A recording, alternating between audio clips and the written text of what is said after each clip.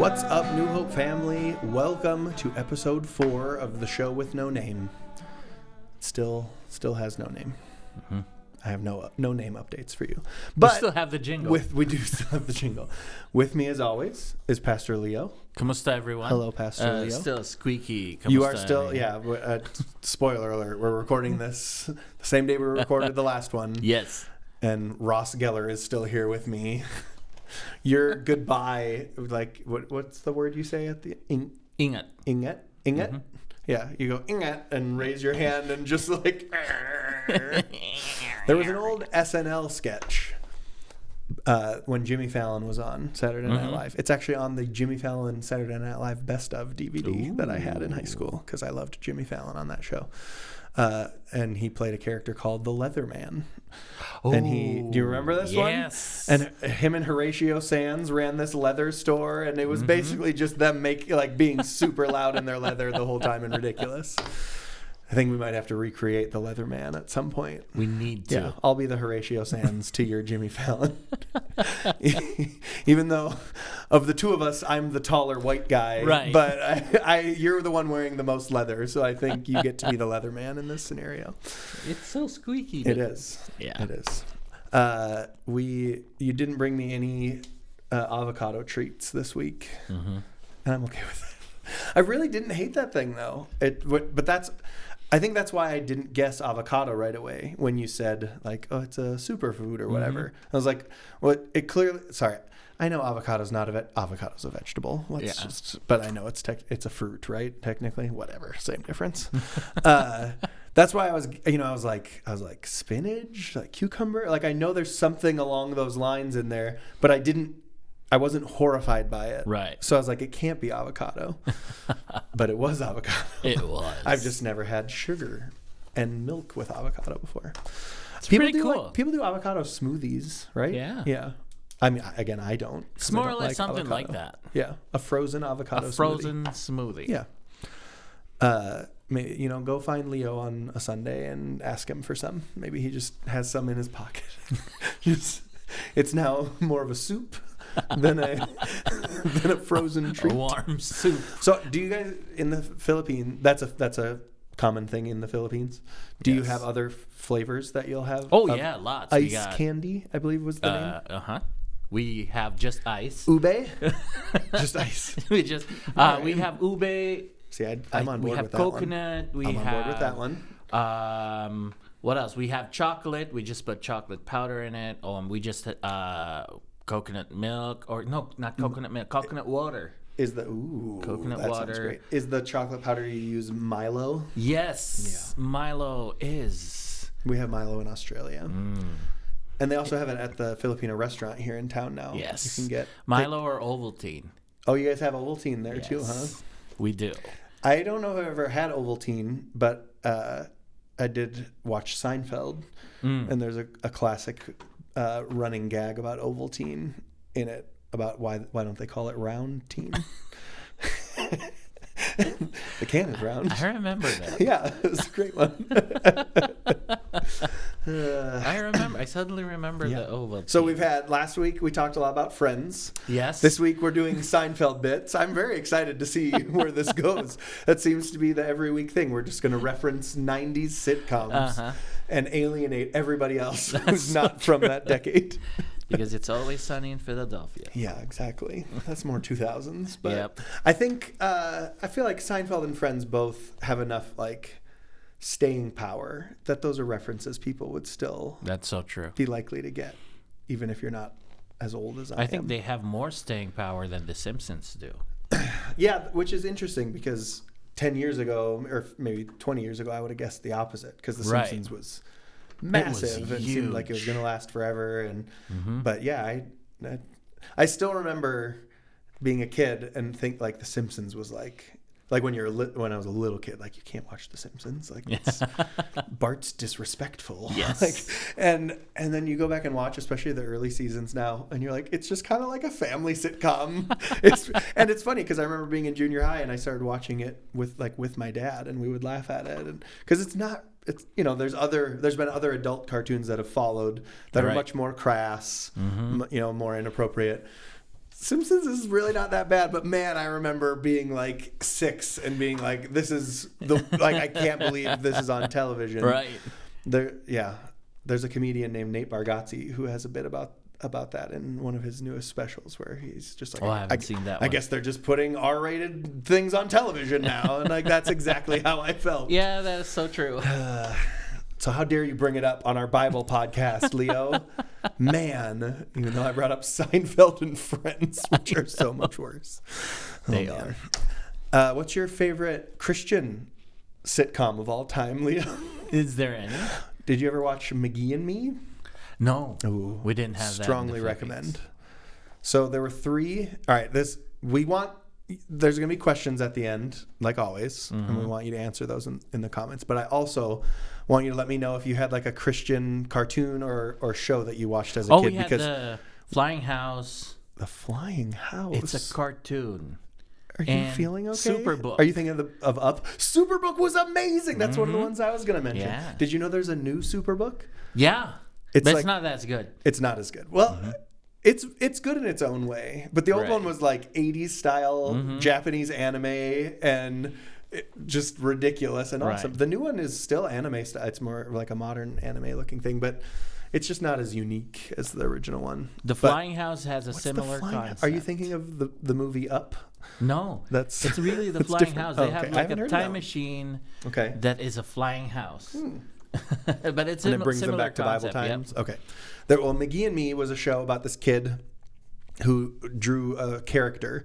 So it was like a real life show, but there was a cartoon character that was McGee, who would like help his buddy out in all these predicaments he would get in to try to do the right thing as a young Christian. Okay. And they're awesome.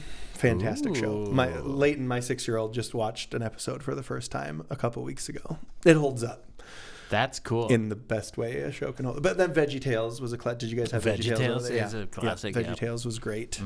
So let us know. Let us know in the comments, especially if you've heard of whatever show you made up because you wanted to fit in. I liked it better than Superbook. All right, now you're being ridiculous. Superbook was great. I'm being honest. There was one. This is the last one I'm going to bring up. So I went to a private school in elementary school, and in the principal's office, Mr. Crusoe. Shout out to Mr. Crusoe.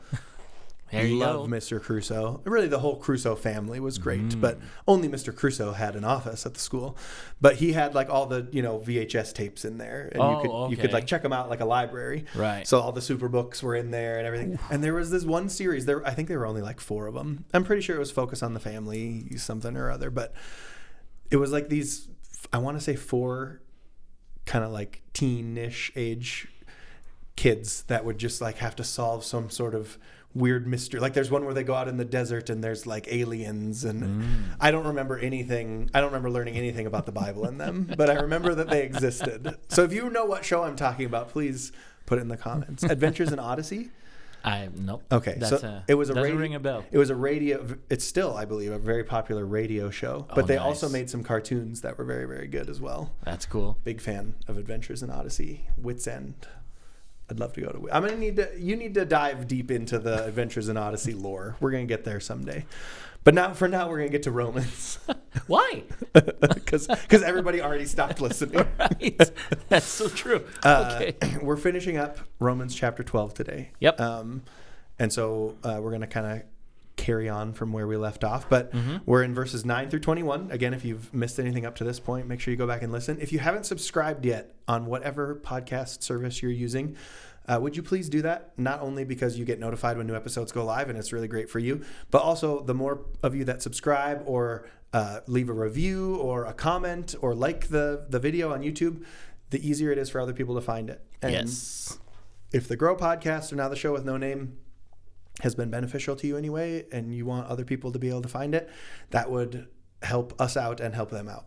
True. Especially on the podcast services. If you subscribe and you leave a review on Apple Podcasts or on Spotify, it makes it so much easier for people to find our podcast because there's so much stuff out there. That's true. So we would really appreciate that. But yeah, Leo, why don't you kind of give us our summary of these verses from Romans 12? All right, so here we go. When we remember the love that God has for us, we will extend His love to others, both inside and outside the church. We love and care for our friends and family, and we love and care even for some strangers. But we must admit it is difficult to treat our enemies with care and or respect.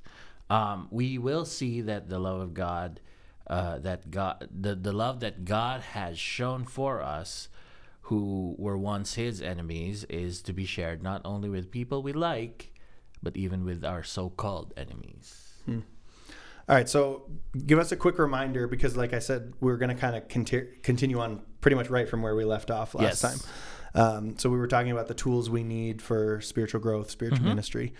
So give us a quick review of the first 2 points. All right, first 2 points. Quick, Leo. First point is honest. Quick, done. No, I'm just kidding. First point is honest evaluation. We need to know what spiritual gifts we have so we can determine what ministry we ought to be in. Second point is not just having an honest evaluation, but faithful cooperation with one another. Our gifts are meant for the building up of the church. We got very emotional and really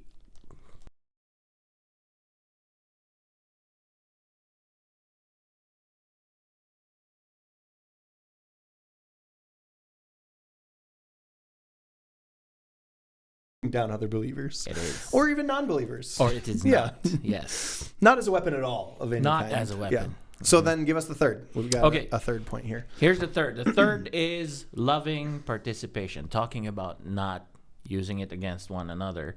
That's verses 9 to 16. Paul's emphasis here is on the attitudes of those who exercise spiritual gifts. Why? Because it is possible to use them in an unspiritual way. Paul makes this same point in 1 Corinthians chapter 13, aka also known as the love chapter. Classic wedding verses right there. It's not just for married people, though. Oh, interesting. could have fooled me based on almost every wedding I've ever been to. Right? But yeah, love is, if we think about it, it just makes so much sense. Life is the lifeblood. Love is the lifeblood. Is that what you meant to say? No, not. Life is the lifeblood was Life confusing. is the love blood. Love is the lifeblood. Oh, no. Love is the lifeblood. The 5 people who made it through McGee and me talk have now tuned out. Right. I'm so sorry. Please come back. But okay, love is the lifeblood, the circulatory system of the spiritual body. Yeah. It enables all the members to function in a healthy, harmonious way. This must be an honest love. It's not hypocritical love. Yeah. You will see that in Romans chapter 12, verse 9. And it must be humble, not proud. That's verse 10. What Paul is saying is we need to treat others as more important than ourselves. You will see a reference to that too in Philippians chapter 2, verse 1 to 4. Okay, so that one I don't like. I don't think most of it, like naturally, that's not our natural inclination ever. It right? is not. Yes. But also it's, we hear like treat others the way you want to be treated. And I'm like, okay, I can treat Leo the way I want Leo to treat me. But it's a whole different step up to say I need to treat Leo as if he's more important than me. And like it's really, we're talking about love, right? Yes. It's not hard for me to be like, Pastor Leo, I love you. Like I do. I genuinely love you. New Hope family, I love you guys. It's a much bigger requirement, a bigger ask to be like, New Hope family, I'm going to treat you like you're more important than me. Pastor Leo, I'm going to treat you like you're more important than I am. That's a lot harder. It's true. And that's why Paul phrases verse 10 differently. In verse 9, he used the word agape for love. Sure. In verse 10... a lot of us are familiar with that one. Agape love. Like that's one that we hear. If we've been in the church for a while, we're familiar with. A lot of us are familiar with that one. That's right. It's the love that God has for us. But in verse 10, Paul uses 2 different words, philostorgos and Philadelphia. It's not Philadelphia, not the state. It's Philadelphia. The most ironically named city of all time. Philadelphia, the city of brotherly love, where we throw snowballs at Santa Claus, boo our own players when they get hurt. Like, that's the city of brotherly love. Sorry.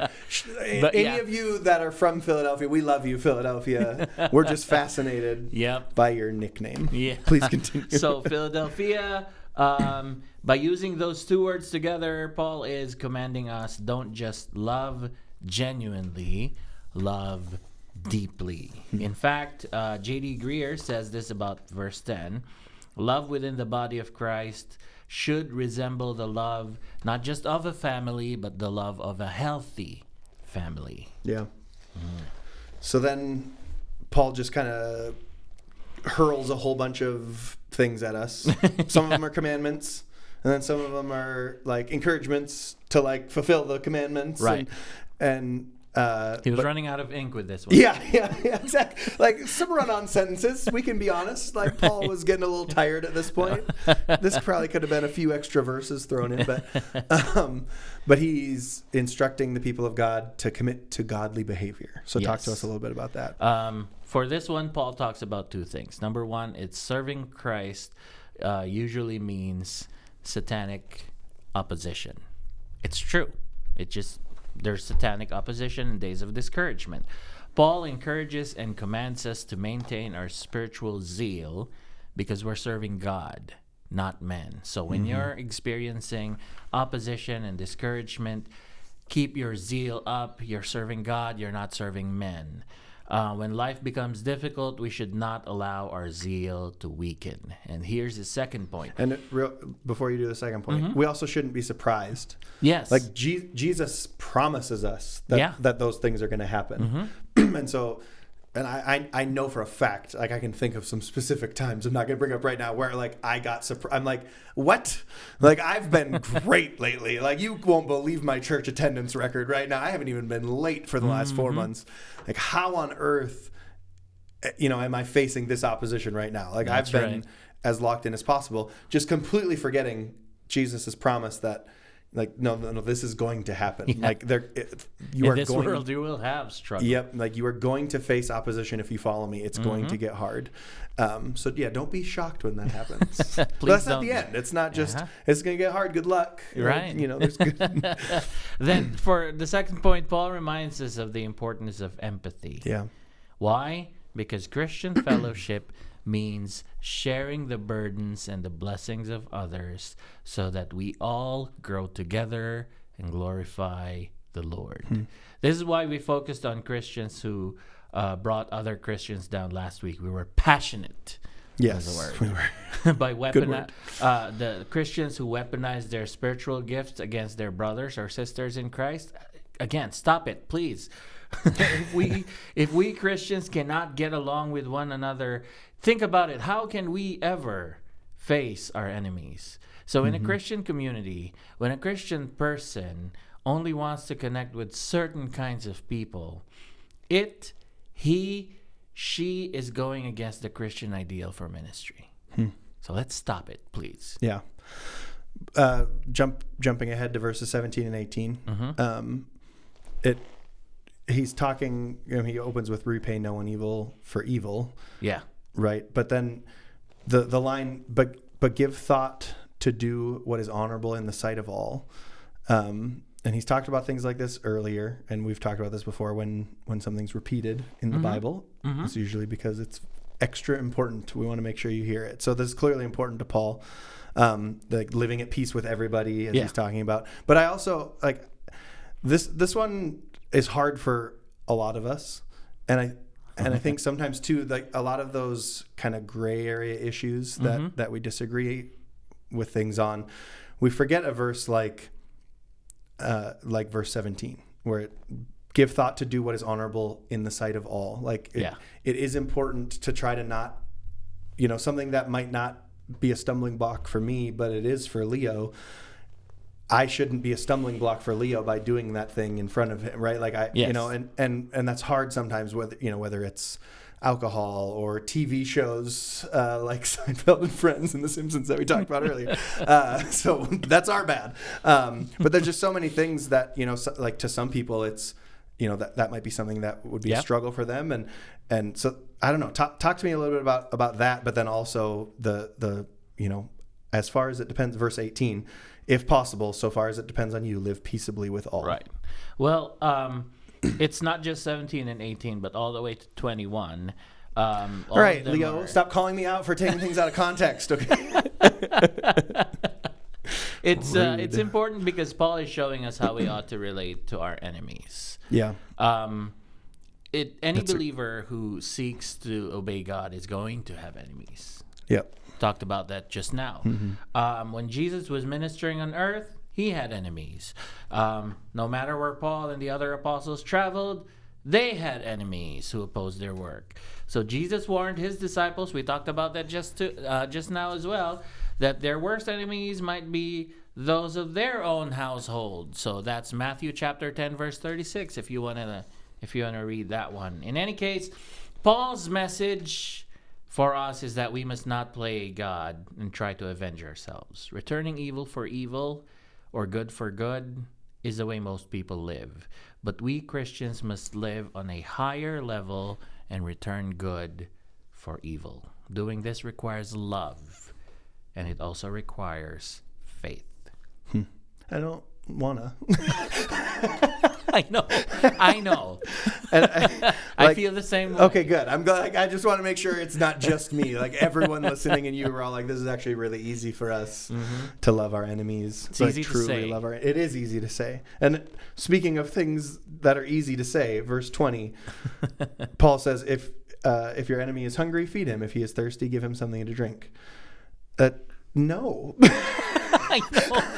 If my enemy is hungry, good. Like that's awesome. Let him be like that. Yeah, those are really, really challenging words. That's right. That's true.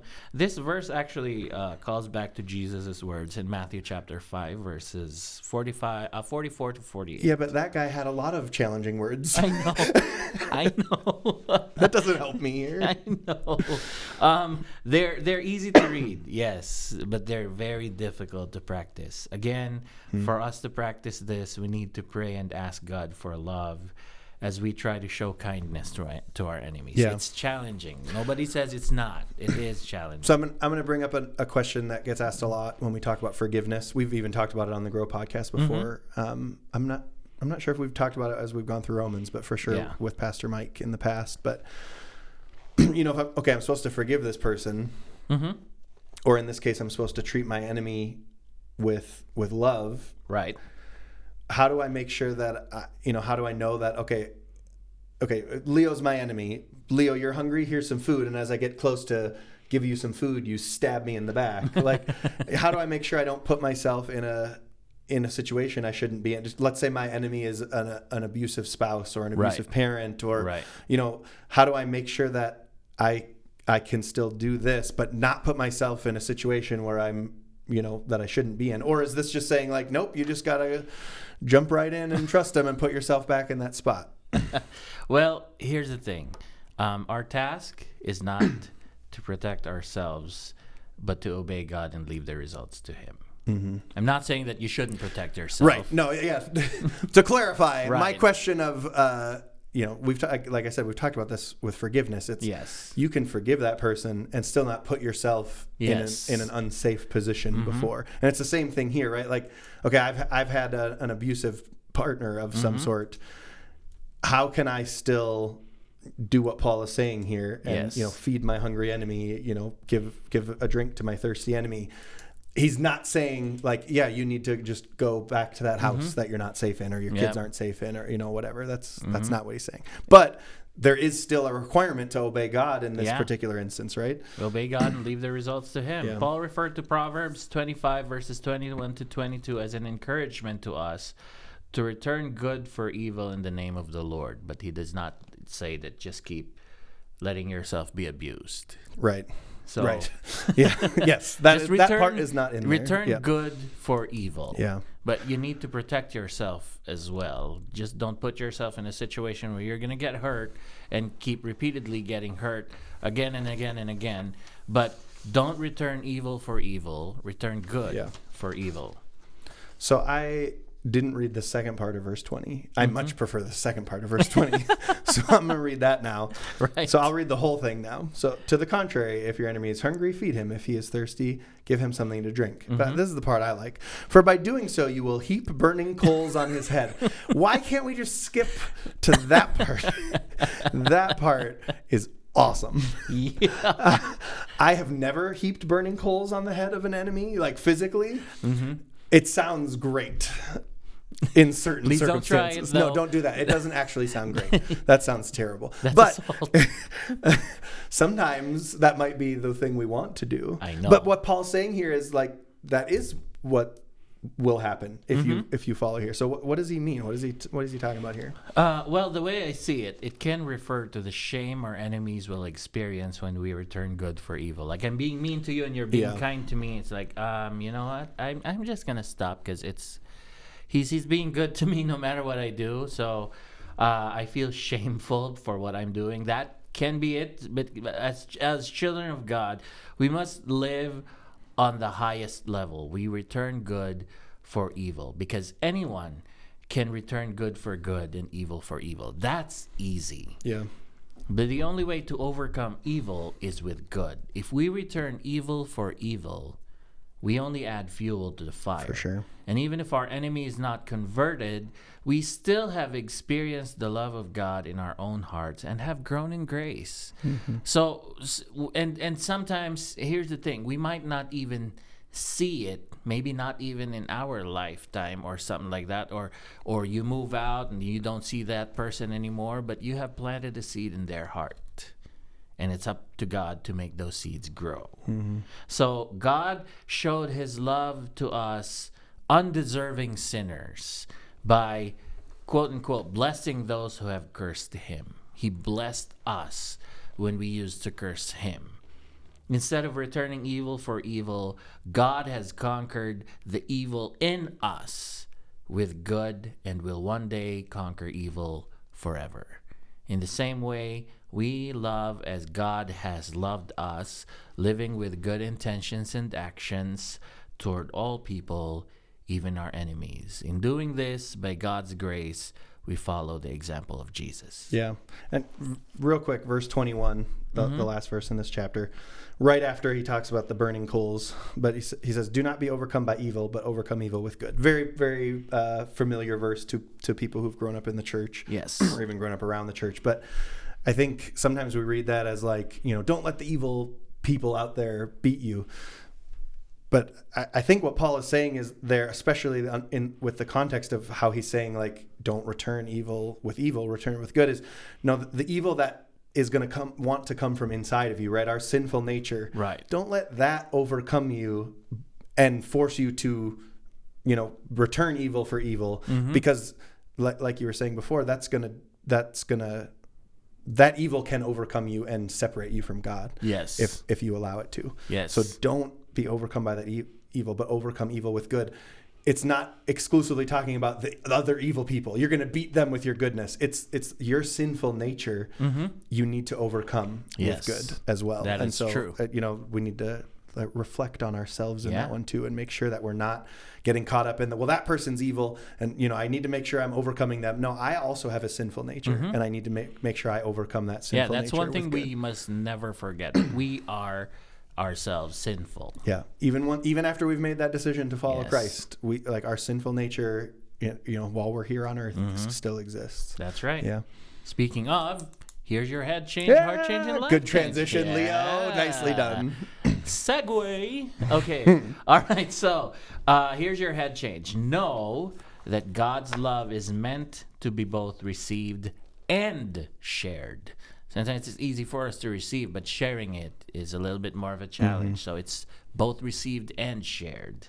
Here's your heart change. Feel inspired to share the love of God with friends, with strangers, and yes, even your enemies. And here's your life change. Mimic the love of God by obeying all that He's commanded us to do.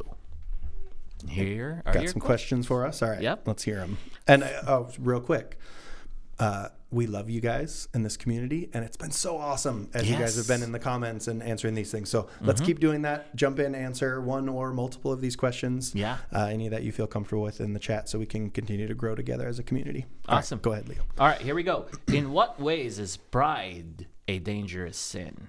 How does pride manifest itself in your life? And note, it will take a lot of humility to answer this question. So that's something that we need to deal with. Yep. Pride. So, number 2, who in your life exhibits great humility? How can you make it a priority to spend more time with, to associate with that person? Iron sharpens iron. So, who in your life exhibits great humility? We can learn something from that person. And then number 3, what one thing could you begin doing today for the sake of living a more honorable life? Yeah. So let's answer those questions and then read the first 7 verses of Romans 13. That's where we're going to be next week. So Romans 13 verses 1 through 7. We're continuing on. We're getting very close. Yeah. We still need your suggestions. Yes. We're only going to be taking those for another couple weeks here probably. Yep. So give us your suggestions on what you would love for us to study next. What book of the Bible you would like us to study next. Please, book of the Bible. And then go watch McGee and Me and Superbook. I think that's And The Flying next House. steps. And someone tell Leo that show doesn't exist, and it's it's a story he made up in his head when he was a Somebody child. tell him that it does. I'm gonna Google it when I get back to my desk when we're done here. But New Hope family, all of you who join us every single week, we're just so thankful for you. We love you so much. We're glad that we can all grow together. Let's put the things that we're learning into practice, so that we're not just gaining head knowledge, but we're actually continuing to grow. And then subscribe if you haven't done that yet. Give us a like or a comment or a review, depending on where you're listening. Go check out the Grow podcast. If you've migrated over here and you forgot that there's also a Grow podcast, the Grow podcast has been really, really awesome with Pastor Mark. So I encourage you to check that out and then come back and join us next time. Until then, we will see you later. Squeaky ingat.